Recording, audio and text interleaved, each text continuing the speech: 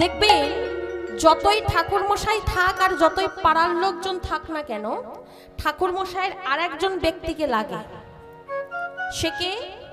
দেখবেন সকাল থেকে উপোস করে বসে থাকে, সংকল্প করবেন যিনি, হ্যাঁ।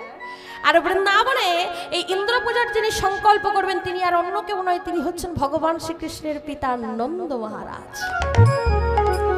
আর এই নন্দ মহারাজ কিন্তু জানে মা যে আজকে হবে দেবরাজ ইন্দ্রের পূজা। তিনি সকাল সকাল ভোর ভোর উঠেছে, স্নানও করেছেন, নতুন জামা কাপড়ও পরেছেন। এবার হয়েছে কি, কথায় বলে বিপদ বলে কয়ে আসে না। এবার যিনি হচ্ছেন স্বয়ং বিপদ ভঞ্জন মধুসূদন, তিনি যদি মনে করেন তিনি আজকে আপনাকে বিপদে ফেলবে, আপনি বাঁচতে পারবেন? আর বাবা কি করেছে, ভোর ভোর উঠে স্নান করে নতুন জামা পরে যেই মাত্র বাড়ির বাইরে পাটা দিতে